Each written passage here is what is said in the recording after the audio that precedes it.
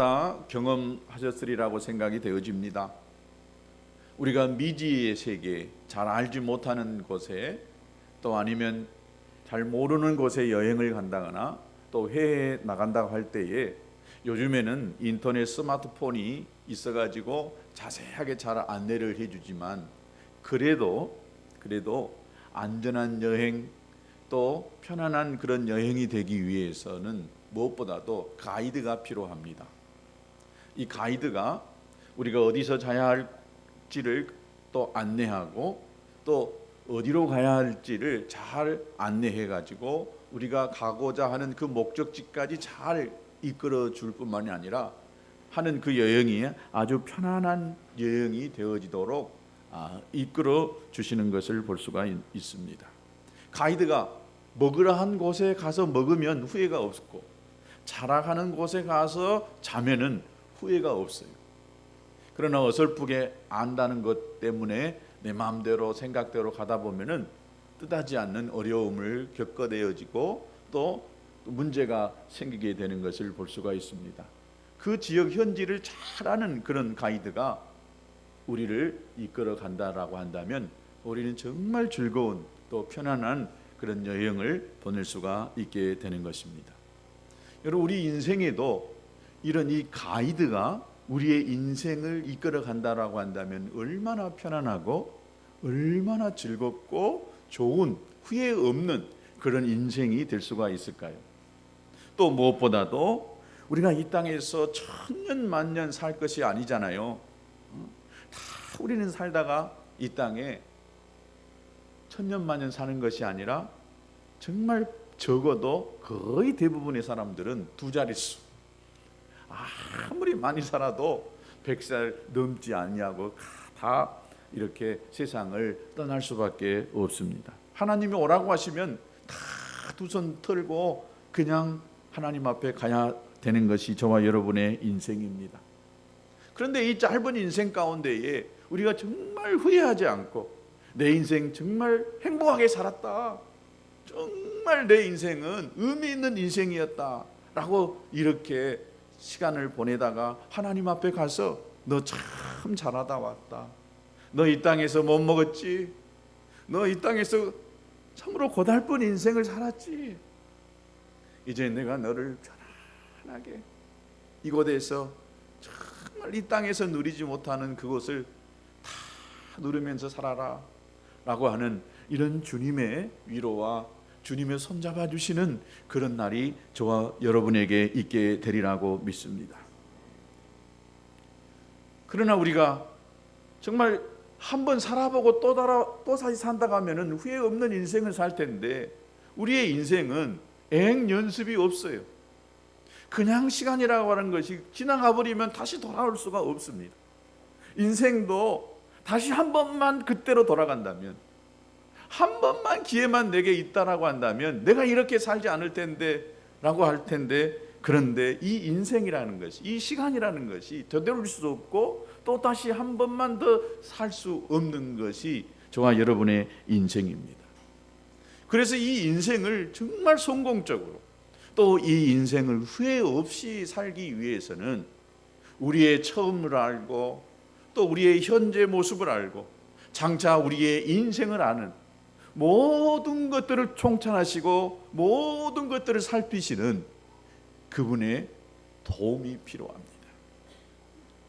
나의 모든 것들을 아시는 그분이 나에게 있어서 가장 최선의 삶으로 이끌어 가주신다라고 한다면 우리의 인생은 그야말로 최고로 멋진 인생이 되어져서 이 세상을 떠날 때에 나 참 잘 살았다, 하나님이 인정하시는 그런 저와 여러분의 인생이 되리라고 믿습니다. 이런 삶을 살 수 있게 만들어 주시는 분이 계십니다. 여러분, 그분이 누구일까요? 성령님이십니다. 그분이 누구라고요? 성령 하나님이십니다. 예수님이 십자가에 지시기 전에 제자들에게 정말 중요한 말씀을 던지고 계십니다.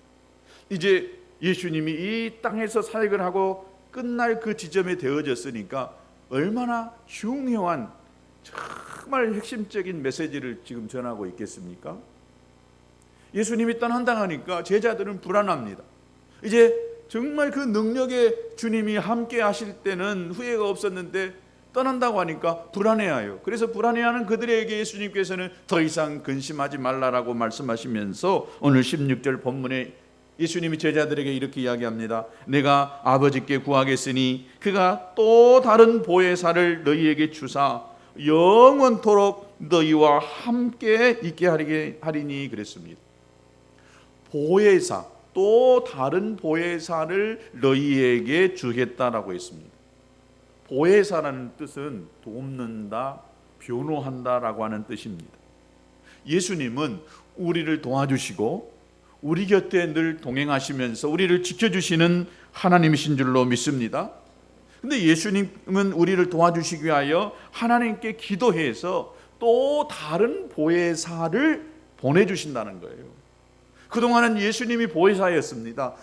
제자들과 함께 하시면서 저들에게 필요할 때마다 말씀으로 가르쳐 주시고 또 필요할 때마다 곁에서 위로해 주시고 또 함께 해주시는 보혜사였습니다. 그런데 예수님께서 또 다른 보혜사를 저들에게 보내주시겠다라고 했습니다. 예수님을 처음 믿는 분들은 보혜사가 뭐냐 라고 하는 그런 분들이 있을 걸로 압니다. 쉽게 잘 이해되지 않는 이런 말일 수도 있습니다.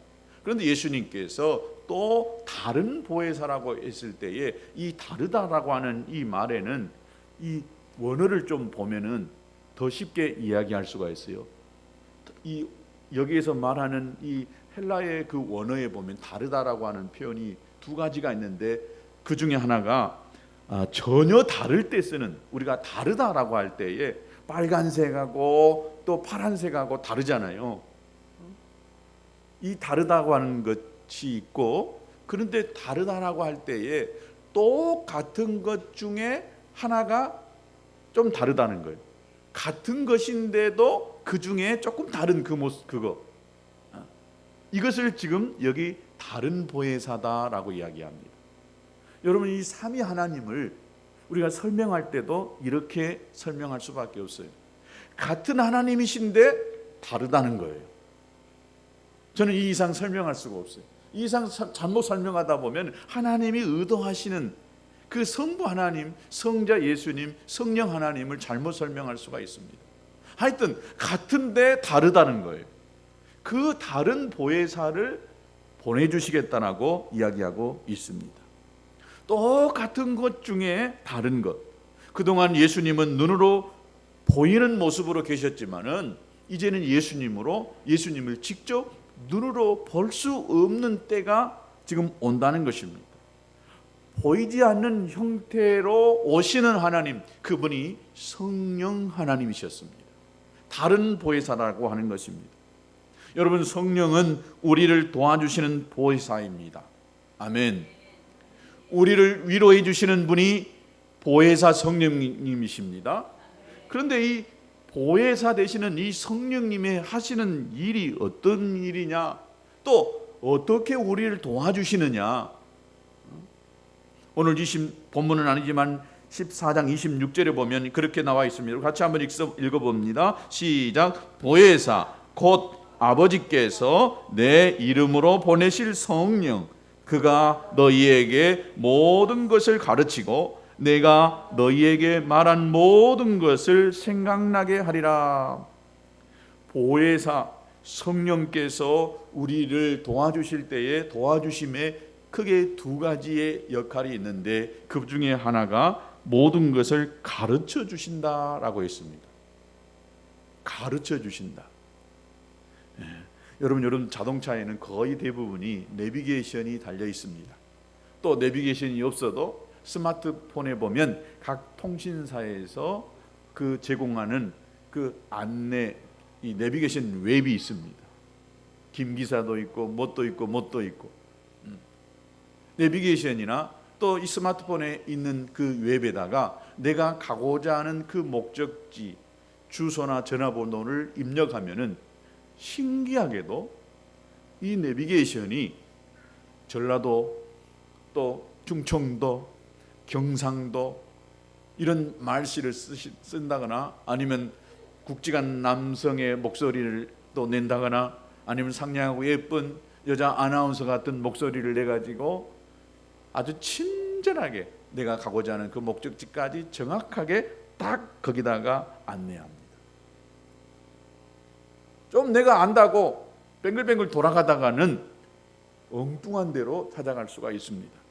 그런데 이 내비게이션은 정확한 주소만 치면은 그곳에가 확실하게 우리를 인도해 주십니다.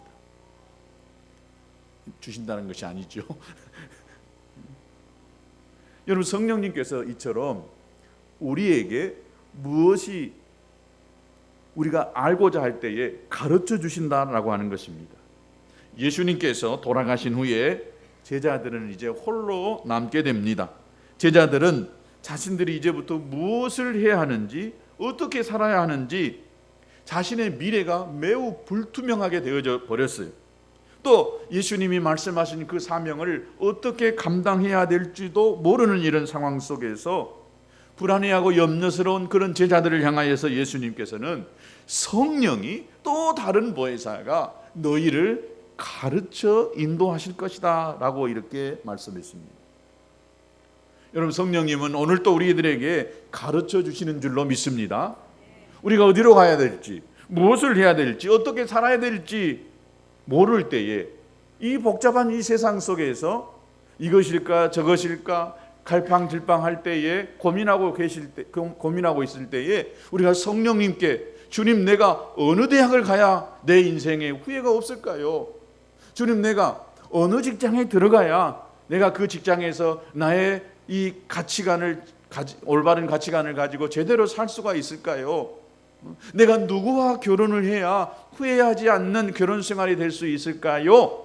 라고 이렇게 주님 앞에 묻는다라고 한다면 주님은 분명하게 영이신 하나님께서 내 마음에 말씀하시고 감화감동하시는 줄로 믿습니다. 내가 어느 동네로 이사 가서 살 때에 그 속에서 내가 빛된 삶을 살아고 예수 그리스도를 증거하면서 또 그 동네에서 내가 정말 잘 되는 그런 삶을 살 수가 있을까요? 내가 무슨 사업을 해야 이 시대에 이 시점에 내게 꼭 맞는 이런 사업을 해가지고 내가 성공할 수 있을까요? 라고 주님께 묻는다라고 한다면 우리 주님 성령님은 우리에게 가르쳐 주시는 줄로 믿습니다. 그렇게 믿으시기 바랍니다. 성령은 분명히 내가 무엇을 어떻게 해야 될지 알지 못하고 고민할 때에 묻는다라고 한다면 분명히 가르쳐 주시는 분이신 줄로 믿습니다. 여러분, 성령은 우리가 복음을 위하여 살아갈 때에 어떻게 해야 될지를 가르쳐 주신다는 것입니다. 하나님께서 복음을 어떻게 증거해야 될지, 또 예수 믿는 사람들이 어떻게 살아가야 될지를 정확하고 분명하게 가르쳐 주십니다. 아이고, 나는 한 번도 성령의 음성을 들은 적도 없고 그런 적도 없는데 목사님 어떻게 하란 말입니까? 아니에요. 성령님을 의지하고 성령님 가르쳐 주세요. 성령님 어떻게 해야 됩니까? 여러분의 마음으로 또 입으로 고백하면서 도움을 구한다라고 한다면 반드시 성령님은 말씀하시는 분이십니다. 그리고 나를 가장 좋은 길로 인도해 가신다라는 것입니다. 내가 그런 믿음이 없고 확신이 없으니까 성령을 의지하지 못하고 성령께 구하지 못하는 것입니다. 구하면 반드시 성령님은 가장 좋은 길로, 후회하지 않을 길로 인도해 주시는 분이십니다. 두 번째, 이 성령님이 우리를 어떻게 도와주시느냐. 첫 번째는 우리에게 어떤 것을 몰랐을 때 가르쳐 주시지만은 두 번째는 생각나게 한다는 거예요. 뭐 한다고요? 생각나게 하신다는 것입니다. 여러분, 학교 안 다니신 분이 없겠지요. 학교 다녀본 분들은 다 경험하셨을 걸로 생각이 되어집니다. 학교 다니면 시험을 보잖아요. 기말고사, 중간고사, 월말고사, 또 무슨 평가 시험을 봅니다.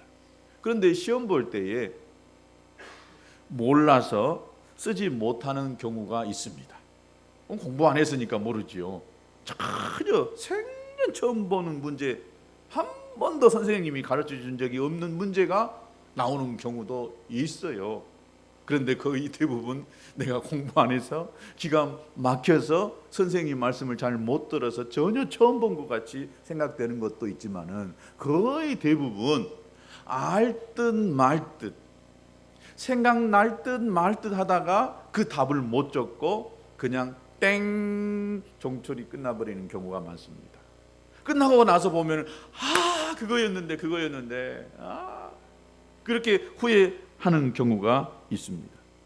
배우긴 배웠는데, 공부하긴 공부했는데 내가 확실하게 공부하지 못해가지고 그냥 1번이니까 2번이니까 3번이니까 4번이니까 막 이렇게 고민스러워가지고 어쩔 수 없이 그냥 탁 찍어가지고 1번 찍어가지고 시험지 제출했는데 그만 답이 2번이고 말한 경우가 있잖아요. 그건데 그거였는데 하면서 시험지 제출하고 나서 보면 생각나는 그런 것들이 있어요. 여러분, 이럴 때 성령님께서 답 1번이야 라고 가르쳐 주시면 얼마나 감사하겠습니까? 근데 성령님은요, 가르쳐 주시는 분이십니다. 시험지 이 문제도 가르쳐 주시지만은 우리 인생 속에서 이것일까 저것일까, 이것인 것 같고 저것인 것 같고, 그럴 때에 성령님께서 이 집사야 1번이야 1번 잡아봐 이렇게 가르쳐 주시는 줄로 믿습니다. 또 이럴 때 주님 로또 번호 이번 주 가르쳐 주십시오. 그런 분 계실란가 모르겠습니다. 근데 제가 알기로는 그런 하나님은 아니시더라고요. 로또 번호 가르쳐 줘가지고 로또 당첨됐다는 말을 한 번도 들어본 적이 없어요. 필요하면 가르쳐 주십니다. 근데 그 필요치 않으니까 안 가르쳐 주시는 줄로 믿습니다.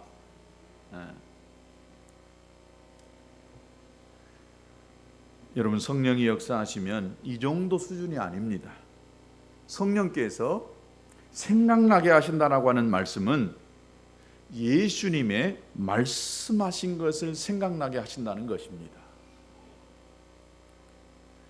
좁게는 예수님과 함께 시간을 보내면서 그들이 배웠던, 들었던 이 말씀, 복음서들이 생각나게 하고, 넓게는 성경 전체, 구약 성경 전체 이 말씀들이 생각나게 한다는 그런 뜻이다라고 볼 수가 있습니다. 여러분, 성령께서 임하시면 하나님의 말씀이, 예수님의 말씀이 생각나는 거예요. 아멘, 아멘.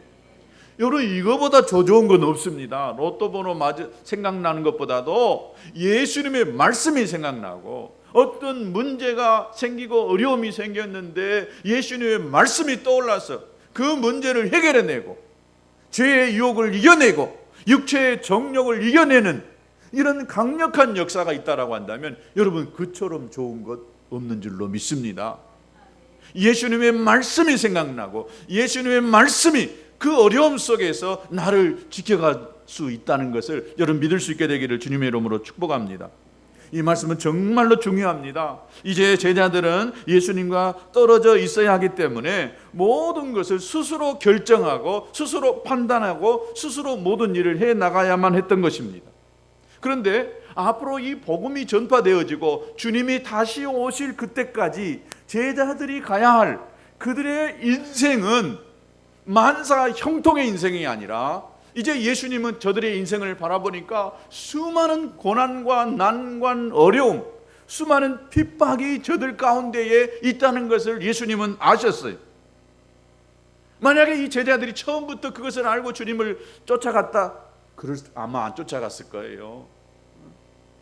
우리가 사도행전을 통해서 알 수 있듯이 제자들에게 찾아온 것이 어떤 것이었어요? 굉장한 핍박이었어요. 복음 들고 나가서 예수 그리스도는 죽었다가 사흘 만에 살아나셨습니다 라고 증거할 때에 제자들에게 찾아온 것은 핍박이었습니다. 저들이 모든 것을 버려두고, 직장을 버려두고, 또 가족을 버려두고 주님을 쫓아 복음을 위하여 복음 들고 이제 사마리아와 유대와 땅끝까지 이르러 가기 시작했습니다. 저들의 인생이 인간적인 눈으로, 세상적인 눈으로 꽃이 피는 것이 아니라, 돈이 많이 벌려지는 것이 아니라, 세상 권력을 얻어지는 것이 아니라, 저들의 앞에 놓여 있는 것은 핍박이었습니다. 고난이었습니다. 십자가였습니다. 매맞음이었습니다. 굶주림이었습니다. 환난이었습니다. 그 고난의 그 순간마다 이럴 때 이 제자들이 어떻게 이 문제를 해결하고 내가 이 어려움, 이 난관들을 극복해야 될지 모를 때에 성령께서 그들에게 예수님이 말씀하셨던 그 말씀이 생각나게 하시고, 또 구약의 선지자들에게 말씀하셨던 그 말씀이 저들에게 생각나게 해서 어려움을 이길 수 있는 힘이 되게 한다는 것입니다. 그러니 이 말씀이 생각나는 것이 여러분 로또 복권 번호 생각나는 것보다도 더 엄청난 귀한 것이라고 믿을 수 있게 되기를 주님의 이름으로 축복합니다. 우리는 말씀이 생각나면 두려워합니다. 말씀이 또 이걸 못하게 하면 어쩔까? 말씀이 생각나서 또 내 이 죄가 드러나면 어쩔까라고 하는 생각이 있는데요, 하나님의 말씀이 생각나면은 내가 어려움을 이길 수 있고 어떤 상황 속에서도 위로와 소망을 붙잡게 되는 줄로 믿습니다. 여러분, 복음서에 나오는 베드로와 사도행전 가운데 나오는 이 베드로의 차이가 무엇인지 아십니까? 예수님과 함께 있었던 이 베드로, 성령 받기 전에 이 베드로는 예수님을 절대 부인하지 아니하고 예수님을 버리지 않겠다라고 했던 이 베드로였지만은, 예수님이 십자가에 달려 돌아가시기 전에 예수님을 부인하고 예수님이 십자가 지는 현장 속에 있지를 못했습니다. 그들은 모두 다 예수님을 부인하고 도망가 버렸습니다. 그런데 사도행전에 나오는 이 베드로는 어떻게 됐습니까?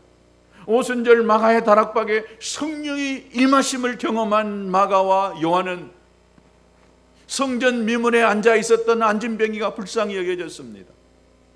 은과 금은 내게 없지만 나사렛 예수의 이름으로 일어나 걸으라 하면서 그 안진뱅이의 손을 잡고 이렇게 세울 만한 담력이 생겼습니다. 감옥에 갇혀서, 옥에 갇혀서 고난을 당하였지만은, 그러나 그 속에서 절망하고 낙심하고 울며 불며 있는 것이 아니라 하나님을 찬양했습니다. 옥문이 열리는 경험도 있습니다. 베드로가 설교할 때에 3,000명이 회개하고 5,000명이 회개하고 돌아오는 엄청난 놀라운 일이 벌어지게 되는 것을 볼 수가 있습니다. 베드로의 설교를 듣고 많은 사람들이 성령이 충만을 받았습니다. 그러니까 사람들은 술에 취했다고 조롱합니다. 베드로가 지금이 몇 시냐? 아침 9시인데 아침부터 술 먹고 해롱해롱 하는 사람이 어디 있겠느냐? 성령이 임하니까 말할 수 없는 감동 속에 입에서 그냥 알아들을 수 없는 말들이 룰룰룰랄랄랄 하면서 방언이 터지고 하나님을 찬양하고 기뻐 뛰며 즐거워하는, 사람들이 술 취해서 뛰어 움직여서 기분 좋아서 막 다니는 것처럼 성령의 충만함 속에서 이렇게 살 수밖에 없게 됐다는 것입니다. 이때 사람들이 조롱하는 그들에게, 베드로에게 생각나는 말씀이 딱 떠올랐어요. 요에서 말씀이 떠올랐습니다. 마지막 날에는 내가 내 영을 사람들에게 부어줄 것입니다. 자녀들은 예언할 것이고 젊은이들은 환상을 보고 늙은이들은 꿈을 꿀 것입니다. 그러면서 누구든지 주의 이름을 부르는 자는 구원을 얻을 것입니다. 구약의 말씀이 떠올라서 조롱하는 그들에게 제대로 말씀을 전할 수 있게 됐다는 것입니다. 어떤 상황 속에서도 하나님의 말씀이 생각나면은 우리가 위로받고 소망을 갖게 되는 줄로 믿습니다. 하나님의 말씀이 내 마음판에 뿌려지고 교회 가운데 뿌려지고 우리 성도들의 가정 가운데에 뿌려진다면은 그 뿌려진 말씀이 반드시 역사합니다. 그 말씀을 붙들고만 있다라고 한다면, 말씀을 믿고 선포한다면 말씀이 이루어지는 것입니다. 하나님이 주신 말씀이라고 한다면, 하나님이 내 마에 주신 음성이라고 한다면 반드시 때가 되면 그 말씀이 이루어지는 줄로 믿습니다. 어떤 사람들은 성령의 도움을 받으라고 하니까 성령 받은 다음에 어떤 일들이 생겨날 줄로 생각해요. 내 돈 떼어 먹은 사람이 누구인가가 생각나고, 그 사람이 어디 있는지 생각나게 되고, 나한테 잘못한 사람, 나한테 상처 준 사람이 누구인지 막 생각나서, 또 어떤 사람은 성령을 받고 나니까 다른 사람의 허물이 생각나고 미운 사람이 생각난다는 이런 사람들이 있어요. 여러분, 그것은 성령의 생각이 아닙니다. 성령 받으면 내 자신을 바로 보게 돼 있습니다. 다른 사람의 허물이 보이고 죄가 보이고 문제가 보이는 것이 아니라 내 자신을 바로 볼 수가 있게 되는 것입니다. 제가 성령 충만해 가지고 그냥 강력한 기름 부으심에 능력이 나타날 때, 제가 지금 현재 우리 교회는 안 나오지만 어떤 그 여자 성도님 하는 말이 있어요. 저는 목사님 옆에 가기도 겁나요.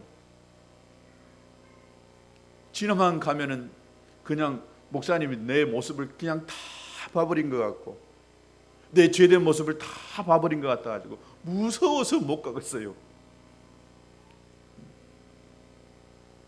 여러분, 절대 성령님은요 다른 사람의 죄를 가르쳐 주지를 않으셔요. 절대라는 말은 아니지만 꼭 필요한 경우는 기도하는 사람이 그 사람이 어떤 잘못이 있다는 것을 가르쳐 주시지만은, 그러나 다른 사람의 허물이나 잘못된 것, 죄된 것들을 생각나게 해가지고 그것을 정죄하고 판단하도록 하는 성령님은 아니십니다.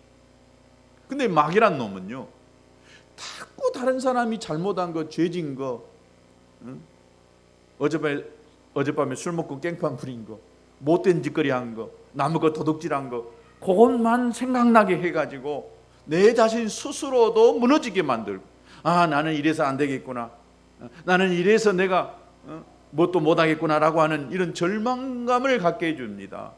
또 정죄하게 만듭니다. 그러나 성령님은 위로하시는 분이시고 우리에게 용기를 주시고 소망을 주시는 분이십니다. 어떨 때 용기가 생겨요? 어떨 때 소망이 갔습니까? 내 잘못한 거, 나의 약한 것이 생각날 때에, 못한 것이 생각날 때 용기가 생깁니까? 그렇지 않잖아요. 칭찬받고, 그래 너는 잘할 수 있어, 너는 훌륭해, 너는 멋져, 그러면 어때요? 더 멋진 것 같이 이렇게 되잖아요. 너는 정말 키도 작구나, 그러면 자기가 더 작은 것 같아요. 당신은 키도 작아도 정말 너무 멋있어요. 그러면은요 굉장히 자기가 멋있는 사람인 것처럼 생각이 되어지는 것입니다.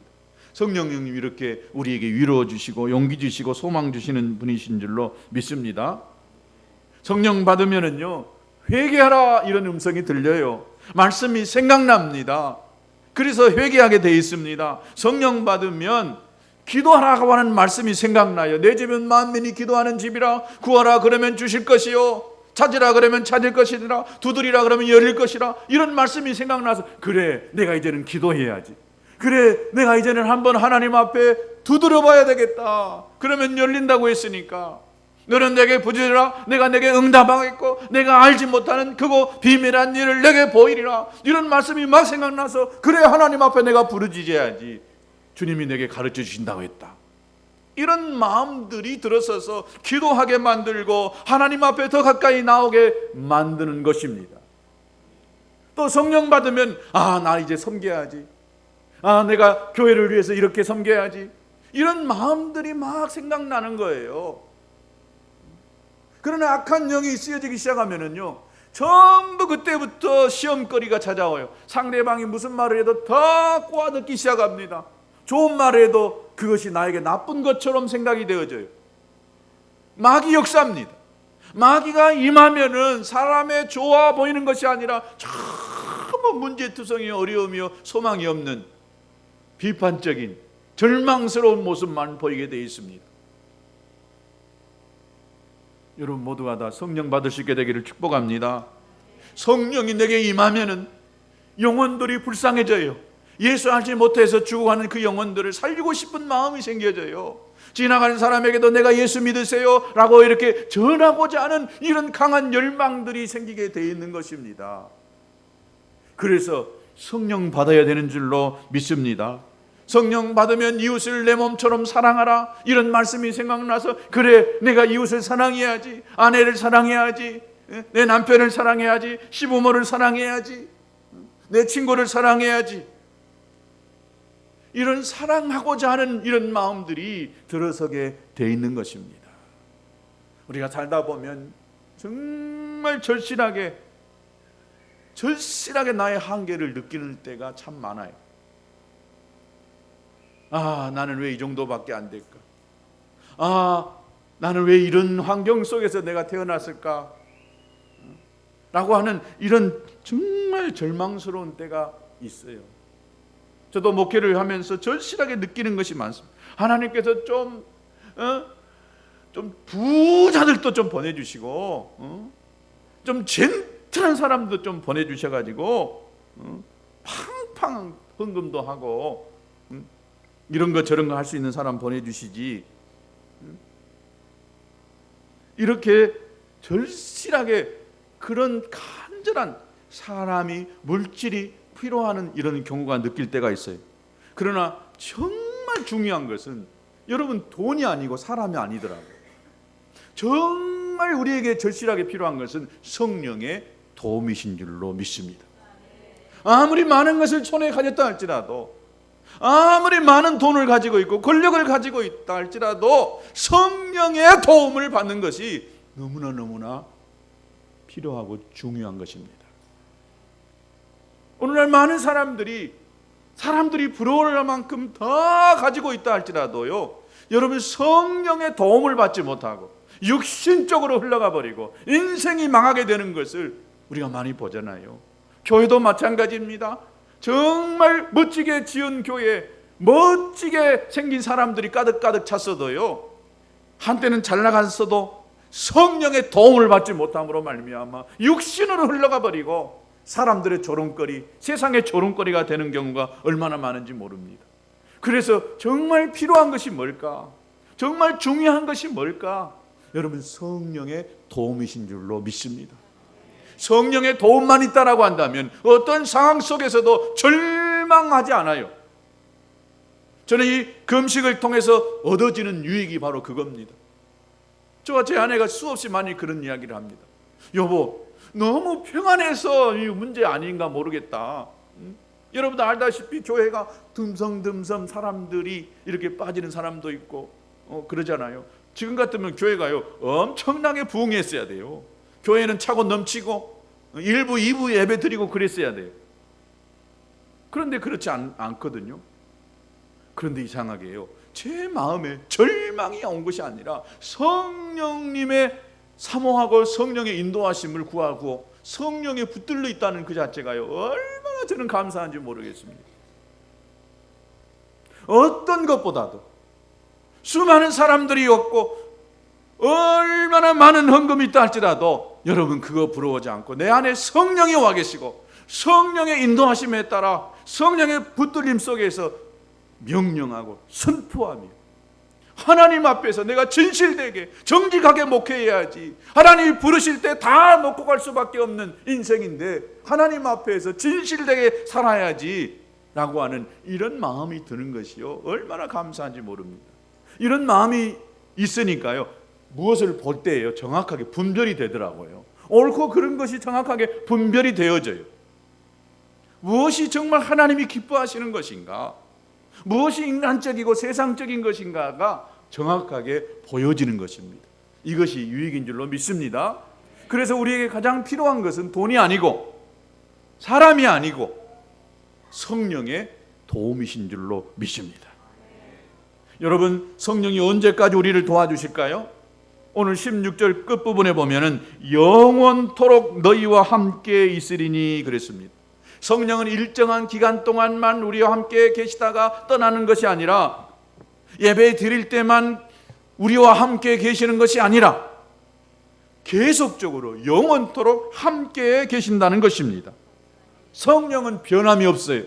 인간같이 변하고 인간같이 수시로 아침 저녁으로 시간마다 바뀌는 것 없어요. 오늘 다르고 내일 다르고요. 앞으로 또 다를 수 있어요. 그래서 제가 수차 이야기하잖아요. 절대 믿지 않아야 될 것이 누구라고요? 사람. 남편도 믿지 마세요. 아내도 믿지 마세요. 부모님도 믿지 마세요. 목사님도 믿지 마세요. 장로님, 권사님 다 믿을 수 없어요. 믿을 수 있는 분은 오직 하나님과 말씀인 줄로 믿습니다. 진리입니다. 이것은 사람 믿으면 언제나 거기서 우리는 실망할 수밖에 없고 언제나 거기서 낙심할 수밖에 없어요. 저는 안 변할 것 같아요? 여러분은 안 변할 것 같습니까? 상황에 따라, 환경에 따라 얼마든지 바뀔 수 있는 것이 인간입니다. 그래서 우리는 변함이 없는 하나님과 그의 말씀을 딱 붙들고 살아야 됩니다. 오늘 성령 충만했다가도요, 내일 성령 충만을 잃어버리고 오늘 그 믿음 좋은 사람이 내일은 믿음을 다 놔버리고 육신적으로 세상으로 가는 사람이 얼마나 많습니까? 그래서 성령을 붙들고 변함없는 성령님과 함께하면서 살아가야 되는 줄로 믿습니다. 어떤 분은 목사님, 전에 성령 받았는데 요즘 성령의 역사가 전혀 일어나지 않아요. 성령이 떠나버린 것 같아요. 성령 떠나지 않습니다. 한 번 온 성령님은 내 안에 계속적으로, 내가 예수를 부인하지 않고 있는 한은, 내가 주님 나라 갈 때까지 성령님은 나와 함께 하시는 줄로 믿습니다. 왜 그럴까요? 왜 그러면 성령이 없는 것처럼, 성령이 떠나버린 것처럼 느껴질까요? 그것은요, 내가 성령을 인정하지 않고 사모하지 않기 때문에 그렇습니다. 내가 인정하지 않던 성령님은 내 안에 와 계십니다. 아멘. 내가 인정하든 인정하지 않던 성령님은 내 안에 와 계십니다. 내가 그 성령님을 인정하지 아니하고 내가 사모하지 않으니까 성령이 내 안에서 전혀 느껴지지 않는 것입니다. 매 순간마다 성령님을 인정하고, 성령님 오시옵소서, 성령님 충만케 하시옵소서, 성령님 가르쳐 주시옵소서, 성령님 생각나게 하시옵소서, 날마다 모든 일에 성령님과 함께하고 성령을 인정한다라고 한다면 여러분 성령을 느낄 수 있어요. 느낄 수 있어요. 마음으로 느끼고 내 이 생각 속에서 때로는 내 육체로도 느낄 수가 있어요. 그런 경우는 특별한 경우지만은 하나님이 내 마음속에, 내 안에다가 하나님의 말씀을 생각나게 하고 가르쳐 주시지만은 때로는 성령이 내 안에 와 계시며 막 육체로 느껴질 때가 있어요. 강력하게 그냥 따뜻한 온기를 느끼는 것처럼 성령이 내 안에 와 계시는 것이 충만하게 느껴질 때가 있어요. 때로는 내 손이 부들부들 떨고 내 온 몸이 부들부들 떨면서 그냥 그대로 앉아 있을 수 없고 엎드릴 수밖에 없는, 그래서 성령의 충만함을 경험하는 이런 역사를 우리가 성령의 인정함을 통해서, 성령 충만함을 통해서 얼마든지 느낄 수가 있습니다.